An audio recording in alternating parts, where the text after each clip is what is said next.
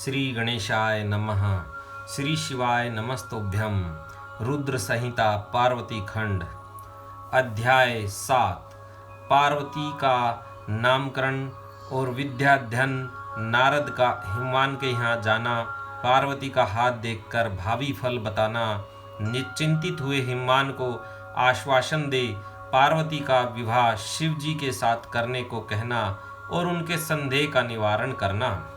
ब्रह्मा जी कहते हैं, नारद, मैना के सामने महातेजस्विनी कन्या होकर लौकिक गति का आश्रय ले वह रोने लगी। उसका मनोहर रुदन सुनकर घर की सब स्त्रियां हर्ष से खिल उठी और बड़े वेग से प्रसन्नता पूर्वक वहां आ पहुंची।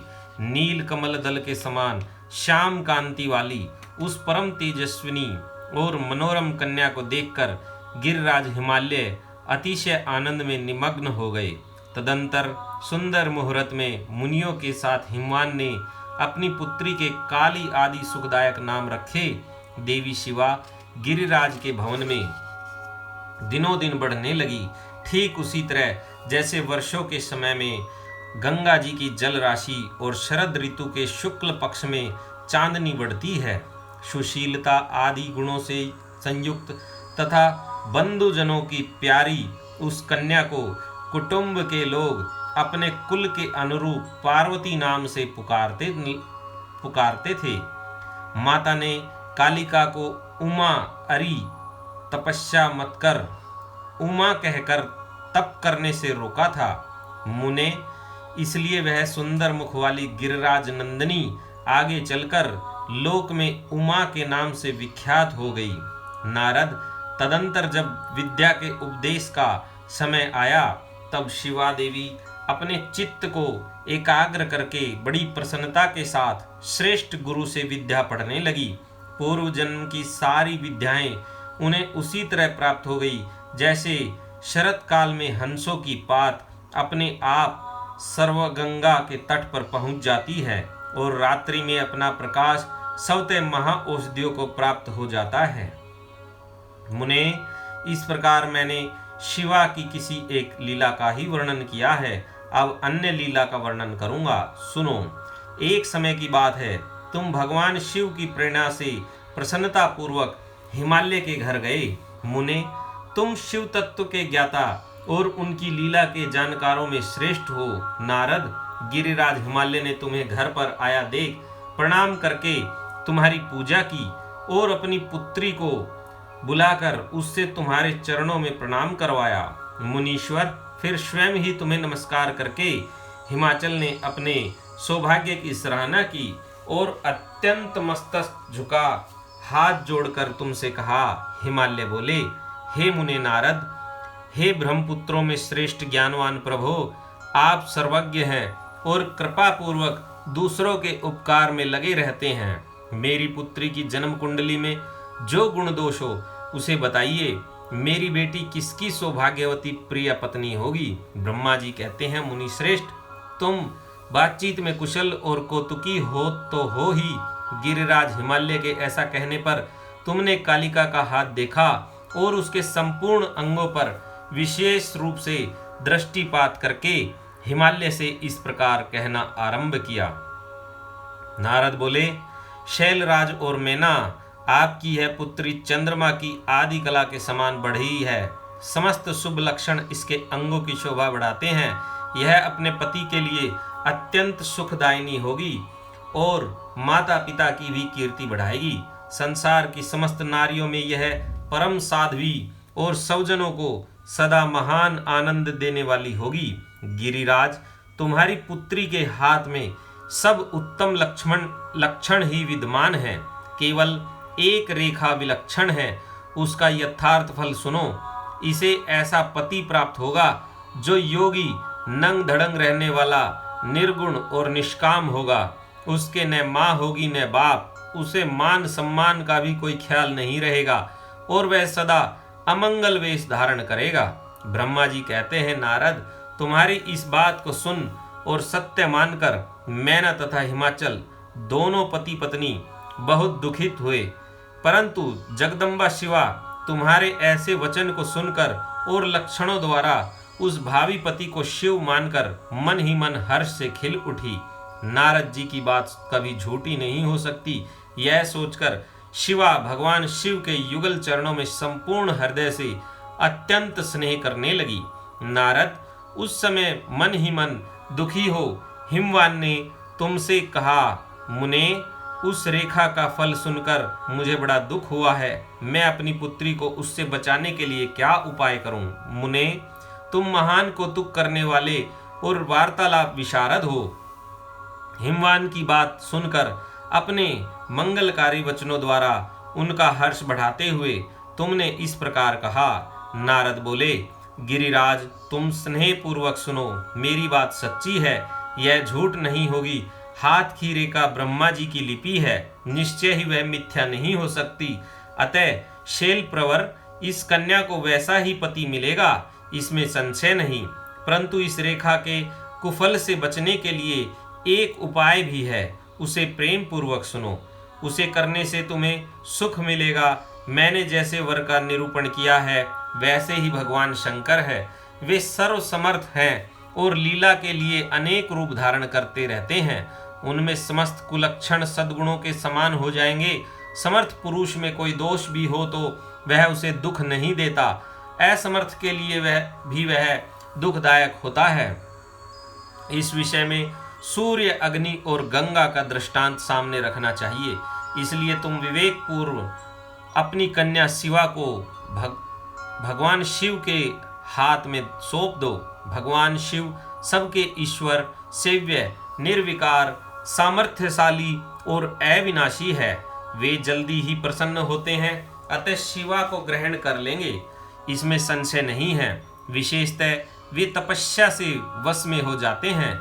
यदि शिवा तप करें तो सब काम ठीक हो जाएगा। सर्वेश्वर शिव सब प्रकार से समर्थ हैं। वे इंद्र के वज्र का भी विनाश कर सकते हैं। ब्रह्मा जी उनके अधीन हैं तथा वे सबको सुख देने वाले हैं। पार्वती भगवान शंकर की प्यारी पत्नी होगी। वह सदा रुद्रदेव के अनुकूल रहेगी, क्योंकि यह महासाध्वी और उत्तम व्रत का पालन करने वाली है तथा माता पिता के सुख को बढ़ाने वाली है। यह तपस्या करके भगवान शिव के मन को अपने वश में कर लेगी और वे भगवान भी इसके सिवा किसी दूसरी स्त्री से विवाह नहीं करेंगे। इन दोनों का प्रेम एक दूसरे के अनुरूप है। वैसा उच्च कोटि का प्रेम न तो किसी का हुआ है और न इस समय है और न आगे होगा। गिरिश्रेष्ठ, इन्हें देवताओं के कार्य करने हैं। उनके जो जो काम नष्ट प्राय हो गए हैं उन सब का इनके द्वारा पुनः उज्जीवन या उद्धार होगा। अद्रिराज, आपकी कन्या को पाकर ही भगवान हर अर्धनारीश्वर होंगे। इन दोनों का पुनः हर्ष पूर्वक मिलन होगा। आपकी यह पुत्री अपनी तपस्या के प्रभाव से सर्वेश्वर महेश को संतुष्ट करके उनके शरीर के आधे भाग को अपने अधिकार में कर लेंगी, उनका अर्धांग बन जाएंगी। गिरिश्रेष्ठ, तुम्हें अपनी यह कन्या भगवान शंकर के सिवा दूसरे किसी को नहीं देनी चाहिए। यह देवताओं का गुप्त रहस्य है, इसे कभी प्रकाशित नहीं करना चाहिए। हिमालय ने कहा, ज्ञानी मुने नारद, मैं आपको एक बात बता रहा हूँ, उसे प्रेम पूर्वक सुनिए और आनंद का अनुभव कीजिए। सुना जाता है महादेव जी सब प्रकार की आसक्तियों का त्याग करके अपने मन को संयम में रखते हुए यह नित्य तपस्या करते रहते हैं। देवताओं की भी दृष्टि में नहीं आते। देवर्षि, ध्यान मार्ग में स्थित हुए वे भगवान शंभु परब्रह्म में लगाए हुए अपने मन को कैसे हटाएंगे? ध्यान छोड़कर विवाह करने को कैसे उद्यत होंगे? इस विषय में मुझे महान संदेह है।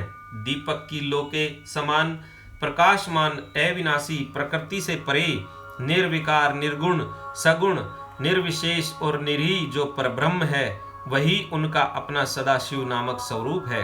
अतः वे उसी का सर्वत्र साक्षात्कार करते हैं। किसी बाह्य अनात्म वस्तु पर दृष्टि नहीं डालते। मुने, यहाँ आए हुए किन्नरों के मुख से उनके विषय में नित्य ऐसी ही बात सुनी जाती है। क्या वह बात मिथ्या ही है? विशेषतः यह बात भी सुनने में आती है कि भगवान हर ने पूर्व काल में सती के समक्ष एक प्रतिज्ञा की थी उन्होंने कहा था, दक्ष कुमारी प्यारी सती, मैं तुम्हारे सिवा दूसरी किसी स्त्री का अपनी पत्नी बनाने के लिए न वर्ण करूंगा न ग्रहण। यह मैं तुमसे सत्य कहता हूँ। इस प्रकार सती के साथ उन्होंने पहले ही प्रतिज्ञा कर ली है। अब सती के मर जाने पर वे दूसरी किसी स्त्री को कैसे ग्रहण करेंगे? यह सुनकर तुम नारद ने कहा, महामते, गिरिराज, इस विषय में तुम्हें चिंता नहीं करनी चाहिए। तुम्हारी यह पुत्री काली ही पूर्व काल में दक्ष कन्या सती हुई थी। उस समय इसी का सदा सर्वमंगलदायी सती नाम था। वे सती दक्ष कन्या होकर रुद्र की प्यारी पत्नी हुई। उन्होंने पिता के यज्ञ में अनादर पाकर तथा भगवान शंकर का भी अपमान हुआ देख क्रोध पूर्वक अपने शरीर को त्याग दिया था। वे ही सती फिर तुम्हारे घर में उत्पन्न हुई हैं। तुम्हारी पुत्री साक्षात जगदम्बा शिवा है। यह पार्वती भगवान हर की पत्नी होगी, इसमें संशय नहीं है। नारद, ये सब बातें तुमने हिमवान को विस्तार पूर्वक बताई। पार्वती का वह पूर्व रूप और चरित्र प्रीति को बढ़ाने वाला है। काली के उस संपूर्ण पूर्व वृतांत को तुम्हारे मुख से सुनकर हिमवान अपनी पत्नी और पुत्र के साथ तत्काल संदेह रहित हो गए। इसी तरह तुम्हारे मुख से अपनी उस पूर्व कथा को सुनकर काली ने लज्जा के मारे मस्तक झुका लिया और उसके मुख पर मंद मुस्कान की प्रभा फैल गई। गिरिराज हिमालय पर्वत के उस चरित्र को सुनकर उसके माथे पर हाथ फेरने लगे और मस्तक सूंघकर उसे अपने आसन के पास ही बिठा लिया। नारद, इसके पश्चात तुम उसी क्षण प्रसन्नता पूर्वक स्वर्गलोक को चले गए और गिरिराज हिमवान भी मन ही मन मनोहर आनंद से युक्त हो अपने सर्व संपत्तिशाली भवन में प्रविष्ट हो गए। अध्याय समाप्त हुआ। इससे अगला अध्याय मैना और हिमालय की बातचीत, पार्वती तथा हिमवान के सौपन तथा भगवान शिव से मंगल ग्रह की उत्पत्ति का प्रसंग। ब्रह्मा जी कहते हैं, नारद, जब तुम स्वर्गलोक को चले गए तब से कुछ काल और व्यतीत हो जाने पर एक दिन मैना ने हिमवान के निकट जाकर उन्हें प्रणाम किया। फिर खड़ी हो वे गिरी कामिनी मैना अपने पति से विनय पूर्वक बोली। मैना ने कहा, प्राणनाथ, उस दिन नारद मुनि ने जो बात कही थी उसको स्त्री स्वभाव के कारण मैंने अच्छी तरह नहीं समझा। मेरी तो यह प्रार्थना है कि आप कन्या का विवाह किसी सुंदर वर के साथ कर दीजिए। वह विवाह सर्वथा अपूर्व सुख देने वाला होगा। गिरिजा का वर शुभ लक्षणों से संपन्न और कुलीन होना चाहिए। मेरी बेटी मुझे प्राणों से भी अधिक प्रिय है। वह उत्तम वर पाकर जिस प्रकार भी प्रसन्न और सुखी हो सके वैसा कीजिए। आपको मेरा नमस्कार है। ऐसा कहकर मैना अपने पति के चरणों में गिर पड़ी। उस समय उनके समीप मुख पर आंसुओं की धारा बह रही थी। प्राग शिरोमणि हिमवान ने उन्हें उठाया और यथावत समझाना आरंभ किया। हिमालय बोले, देवी मेनके, मैं यथार्थ और तत्व की बात बताता हूँ, सुनो। भ्रम छोड़ो, मुनि की बात कभी झूठी नहीं हो सकती। यदि बेटी पर तुम्हें स्नेह है तो उसे सादर शिक्षा दो कि वह भक्ति पूर्वक सुस्थिर चित्त से भगवान शंकर के लिए तप करे। मेनके, यदि भगवान शिव प्रसन्न होकर काली का पानी ग्रहण कर लेते हैं तो सब शुभ ही होगा। नारद जी का बताया हुआ अमंगल या अशुभ नष्ट हो जाएगा। शिव के समीप सारे अमंगल सदा मंगल रूप हो जाते हैं। इसलिए तुम पुत्री को शिव की प्राप्ति के लिए तपस्या करने की शीघ्र शिक्षा दो। ब्रह्मा जी कहते हैं, नारद, हिमवान की यह बात सुनकर मैना को बड़ी प्रसन्नता हुई। वे तपस्या में रुचि उत्पन्न करने के लिए पुत्री को उपदेश देने के निमित्त उसके पास गई, परंतु बेटी के सुकुमार अंग पर दृष्टिपात करके मैना के मन में बड़ी व्यथा हुई। उनके दोनों नेत्रों में तुरंत आंसू भर आए। फिर तो गिरिप्रिया मैना में अपनी पुत्री को उपदेश देने की शक्ति नहीं रह गई। अपनी माता की उस चेष्टा को पार्वती जी शीघ्र ही ताड़ गई। तब वे सर्वज्ञ परमेश्वरी कालिका देवी माता को बारंबार आश्वासन दे तुरंत बोली। पार्वती ने कहा, माँ, तुम बड़ी समझदार हो, मेरी यह बात सुनो। आज पिछली रात्रि के समय ब्रह्म मुहूर्त में मैंने एक सौपन देखा है, उसे बताती हूँ।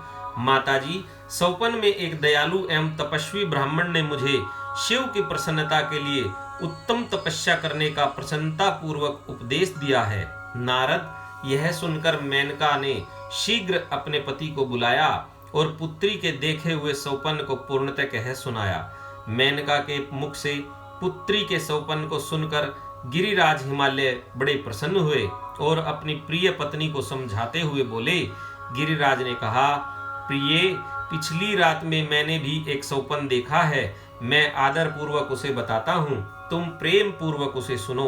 एक बड़े उत्तम तपस्वी थे, नारद जी ने वर्ग के जैसे लक्षण बताए थे, उन्हीं लक्षणों से युक्त शरीर को उन्होंने धारण कर रखा था।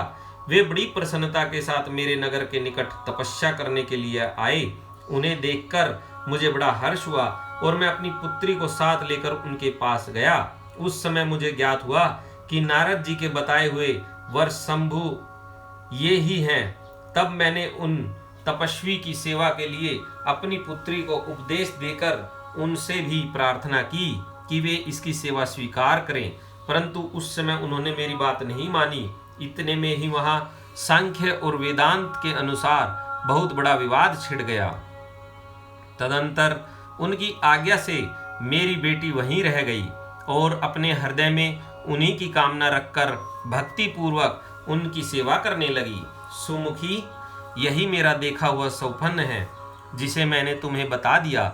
अतः प्रिय, मैंने कुछ काल तक इस सौपन के फल की परीक्षा या प्रतीक्षा करनी चाहिए। इस समय यही उचित जान पड़ता है, तुम निश्चित समझो, यही मेरा विचार है। ब्रह्मा जी कहते हैं, मुनीश्वर नारद, ऐसा कहकर गिरिराज हिमवान और मेनका शुद्ध हृदय से उस सौपन के फल की परीक्षा एवं प्रतीक्षा करने लगे। देवर्षि, शिव भक्त शिरोमणि भगवान शंकर का यश परम पावन, मंगलकारी, भक्तिवर्धक और उत्तम है। तुम इसे आदर पूर्वक सुनो।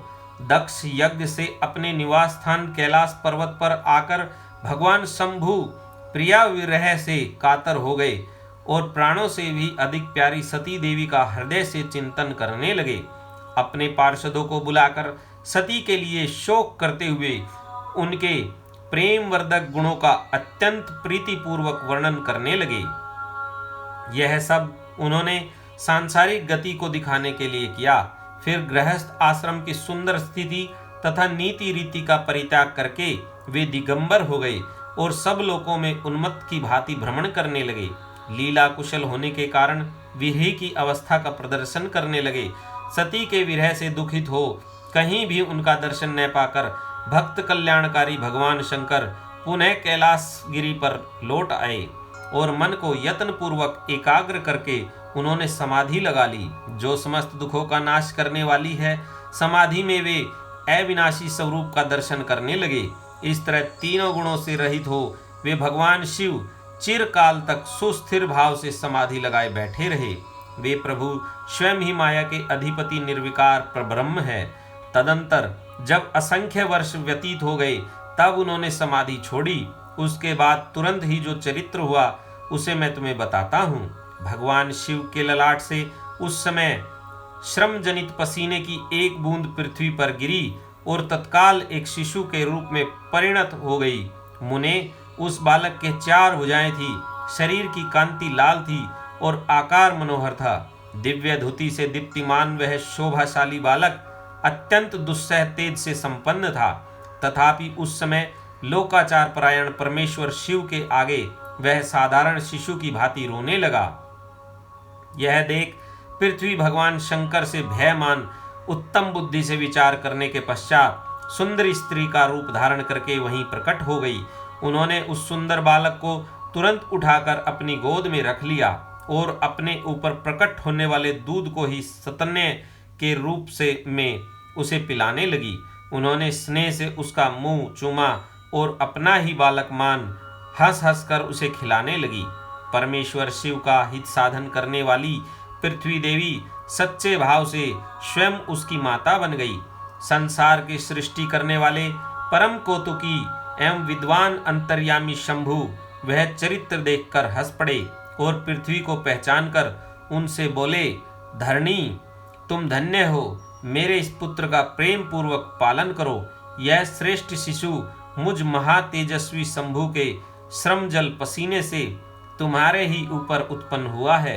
वसुधे, यह प्रियकारी बालक यद्यपि मेरे श्रम जल से प्रकट हुआ है, तथापि तुम्हारे नाम से तुम्हारे ही पुत्र के रूप में इसकी ख्याति होगी। यह सदा त्रिविध तापों से रहित होगा, अत्यंत गुणवान और भूमि देने वाला होगा।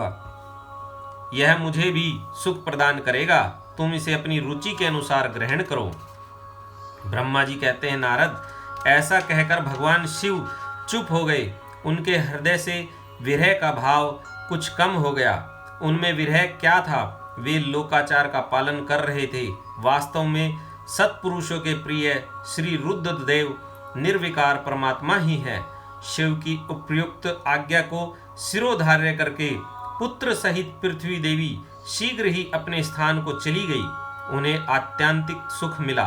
वह बालक भौम नाम से प्रसिद्ध हो युवा होने पर तुरंत काशी चला गया और वहां उसने दीर्घ काल तक भगवान शंकर की सेवा की। विश्वनाथ जी की कृपा से ग्रह की पदवी पाकर वे भूमि कुमार शीघ्र ही श्रेष्ठ एवं दिव्य लोक में चले गए, जो शुक्र लोक से परे है। यह अध्याय समाप्त हुआ। अगला अध्याय इस प्रकार है। भगवान शिव का गंगा अवतरण तीर्थ में तपस्या के लिए आना, हिमवान द्वारा उनका स्वागत, पूजन और सत्वन तथा भगवान शिव की आज्ञा के अनुसार उनका उस स्थान पर दूसरों को न जाने देने की व्यवस्था करना। ब्रह्मा जी कहते हैं, नारद, हिमवान की पुत्री लोक पूजित शक्ति स्वरूपा पार्वती हिमालय के घर में रहकर बढ़ने लगी। जब उनकी अवस्था 8 वर्ष की हो गई, तब सती के विरह से कातर हुए शंभु को उनके जन्म का समाचार मिला। नारद, उस अद्भुत बालिका पार्वती को हृदय में रखकर वे मन ही मन बड़े आनंद का अनुभव करने लगे। इसी बीच में लौकिक गति का आश्रय ले शंभु ने अपने मन को एकाग्र करने के लिए तप करने का विचार किया। नंदी आदि कुछ शांत पार्षदों को साथ ले वे हिमालय के उत्तम शिखर पर गंगा अवतार नामक तीर्थ में चले आए। गंगा अवतार का मतलब है गंगोत्री नामक तीर्थ में चले आए, जहां पूर्व काल में ब्रह्मधाम से च्युत होकर समस्त पाप राशि का विनाश करने के लिए चली हुई परम पावनी गंगा पहल भूतल पर अवतीर्ण हुई थी। जितेंद्रिय हर ने वहीं रहकर तपस्या आरंभ की। वे आलस्य रहित हो चेतन ज्ञान स्वरूप नित्य ज्योतिर्मय निरामय जगन्मय चिदानंद स्वरूप द्वैतहीन तथा आश्रय रहित अपने आत्मभूत परमात्मा का एकाग्र भाव से चिंतन करने लगे। भगवान हर के ध्यान परायण होने पर नंदी भृंगी आदि कुछ अन्य पार्षदगण भी ध्यान में तत्पर हो गए। उस समय कुछ ही प्रथम गण परमात्मा शंभु की सेवा करते थे। वे सब के सब मौन रहते और एक शब्द भी नहीं बोलते थे। कुछ द्वारपाल हो गए। इसी समय गिरिराज हिमवान उस औषधि बहुल शिखर पर भगवान शंकर का शुभागमन सुनकर उनके प्रति आदर की भावना से वहां आए। आकर सेवकों सहित गिरिराज ने भगवान रुद्र को प्रणाम किया, उनकी पूजा की और अत्यंत प्रसन्न हो हाथ जोड़ उनका सुंदर सत्वन किया। फिर हिमालय ने कहा, प्रभो, मेरे सौभाग्य का उदय हुआ है जो आप यहाँ पधारे हैं। आपने मुझे सनाथ कर दिया। क्यों न हो, महात्माओं ने यह ठीक ही वर्णन किया है कि आप दीन वत्सल है। आज मेरा जन्म सफल हो गया, आज मेरा जीवन सफल हुआ और आज मेरा सब कुछ सफल हो गया, क्योंकि आपने यहाँ पदार्पण करने का कष्ट उठाया है। महेश्वर, आप मुझे अपना दास समझकर शांत भाव से मुझे सेवा के लिए आज्ञा दीजिए। मैं बड़ी प्रसन्नता से अन्यचित्त होकर आपकी सेवा करूंगा। ब्रह्मा जी कहते हैं, नारद, गिरिराज का यह वचन सुनकर महेश्वर ने किंचित आंखें खोली और सेवकों सहित हिमवान को देखा। सेवकों सहित गिरिराज को उपस्थित देख ध्यान योग में स्थित हुए जगदीश्वर वृषभध्वज ने मुस्कुराते हुए से कहा। महेश्वर बोले, शैलराज, मैं तुम्हारे शिखर पर एकांत में तपस्या करने के लिए आया हूँ। तुम ऐसा प्रबंध करो जिससे कोई भी मेरे निकट न आ सके। तुम महात्मा हो, तपस्या के धाम हो तथा मुनियों, देवताओं, राक्षसों और अन्य महात्माओं को भी सदा आश्रय देने वाले हो। द्विज आदि का तुम्हारे ऊपर सदा ही निवास रहता है। तुम गंगा से अभिषिक्त होकर सदा के लिए पवित्र हो गए हो। दूसरों का उपकार करने वाले तथा संपूर्ण पर्वतों के सामर्थ्यशाली राजा हो। गिरिराज, मैं यहाँ गंगा अवतरण स्थल में तुम्हारे आश्रित होकर आत्म संयम पूर्वक बड़ी प्रसन्नता के साथ तपस्या करूंगा। शैल राजगिरी श्रेष्ठ, जिस साधन से यहाँ मेरी तपस्या बिना किसी विघ्न बाधा के चालू रह सके, उसे इस समय प्रयत्न पूर्वक करो। पर्वत प्रवर, मेरी यही सबसे बड़ी सेवा है। तुम अपने घर जाओ और मैंने जो कुछ कहा है उसका उत्तम प्रीति से यत्न पूर्वक प्रबंध करो। ब्रह्मा जी कहते हैं, नारद, ऐसा कहकर सृष्टिकर्ता जगदीश्वर भगवान शंभु चुप हो गए। उस समय गिरिराज ने शंभु से प्रेम पूर्वक यह बात कही, जगन्नाथ परमेश्वर, आज मैंने अपने प्रदेश में स्थित हुए आपका स्वागत पूर्वक पूजन किया है। यही मेरे लिए महान सौभाग्य की बात है। अब आपसे और क्या प्रार्थना करूं? महेश्वर, कितने ही देवता बड़े बड़े यत्न का आश्रय ले महान तप करके भी आपको नहीं पाते। वे ही आप यहाँ स्वयं उपस्थित हो गए। मुझसे बढ़कर श्रेष्ठ सौभाग्यशाली और पुण्यात्मा दूसरा कोई नहीं है, क्योंकि आप मेरे पृष्ठभाग पर तपस्या के लिए उपस्थित हुए हैं। परमेश्वर, आज मैं अपने को देवराज इंद्र से भी अधिक भाग्यवान मानता हूँ, क्योंकि सेवकों सहित आपने यहाँ आकर मुझे अनुग्रह का भागी बना दिया। देवेश, आप स्वतंत्र हैं, यहाँ बिना किसी विघ्न बाधा के उत्तम तपस्या कीजिए। प्रभो, मैं आपका दास हूँ, अतः सदा आपकी आज्ञा के अनुसार सेवा करूँगा। ब्रह्मा जी कहते हैं, नारद, ऐसा कहकर गिरिराज हिमालय तुरंत अपने घर को लौट आए। उन्होंने अपनी प्रिया मैना को बड़े आदर से वह सारा वृतांत कह सुनाया। तत्पश्चात शैलराज ने साथ जाने वाले परिजनों तथा समस्त सेवक गणों को बुलाकर उन्हें ठीक ठीक समझाया। हिमालय बोले, आज से कोई भी गंगा अवतरण नामक स्थान में, जो मेरे पृष्ठ भाग में ही है, मेरी आज्ञा मानकर न जाए। यह मैं सच्ची बात कहता हूँ। यदि कोई वहां जाएगा तो उस महादुष्ट को मैं विशेष दंड दूंगा। मुने, इस प्रकार अपने समस्त गणों को शीघ्र ही नियंत्रित करके हिमवान ने विघ्न निवारण के लिए जो सुंदर प्रयत्न किया, वह तुम्हें बताता हूँ, सुनो। अगला अध्याय। हिमवान का पार्वती को शिव की सेवा में रखने के लिए उनसे आज्ञा मानना और शिव का कारण बताते हुए इस प्रस्ताव को अस्वीकार कर देना। ब्रह्मा जी कहते हैं, नारद, तदंतर शैलराज हिमालय उत्तम फल फूल लेकर अपनी पुत्री के साथ हर्ष पूर्वक भगवान हर के समीप गए। वहां जाकर उन्होंने ध्यान परायण त्रिलोकीनाथ शिव को प्रणाम किया और अपनी अद्भुत कन्या काली को हृदय से उनकी सेवा में अर्पित कर दिया। फल फूल आदि सारी सामग्री उनके सामने रखकर पुत्री को आगे करके शैलराज ने शंभु से कहा, भगवान, मेरी पुत्री आप भगवान चंद्रशेखर की सेवा करने के लिए उत्सुक है, अतः आपके आराधन की इच्छा से मैं इसको साथ लाया हूँ। यह अपनी दो सखियों के साथ सदा आप शंकर की ही सेवा में रहे। नाथ, यदि आपका मुझ पर अनुग्रह है तो इस कन्या को सेवा के लिए आज्ञा दीजिए।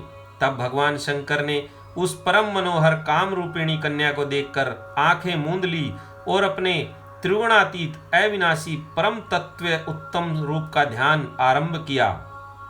उस समय सर्वेश्वर एवं सर्वव्यापी जटाजूटधारी वेदांत वेद चंद्र कला विभूषण शंभु उत्तम आसन पर बैठकर नेत्र बंद किए तप ध्यान में ही लग गए।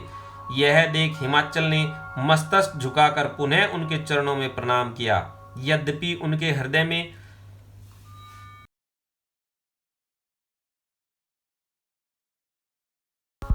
दीनता नहीं थी, तो भी वे उस समय इस संशय में पड़ गए कि न जाने भगवान मेरी प्रार्थना स्वीकार करेंगे या नहीं। वक्ताओं में श्रेष्ठ गिरिराज हिमवान ने जगत के एकमात्र बंधु भगवान शिव से इस प्रकार कहा। हिमालय बोले, देव देव महादेव करुणा कर शंकर, विभो मैं आपकी शरण में आया हूँ, आंखें खोलकर मेरी ओर देखिए। शिव सर्व महेशान जगत को आनंद प्रदान करने वाले प्रभो महादेव, आप संपूर्ण आपत्तियों का निवारण करने वाले हैं। मैं आपको प्रणाम करता हूँ स्वामिन। प्रभो, मैं अपनी इस पुत्री के साथ प्रतिदिन आपका दर्शन करने के लिए आऊँगा, इसके लिए आदेश दीजिए। उनकी यह बात सुनकर देव देव महेश्वर ने आंखें खोलकर ध्यान छोड़ दिया और कुछ सोच विचार कर कहा।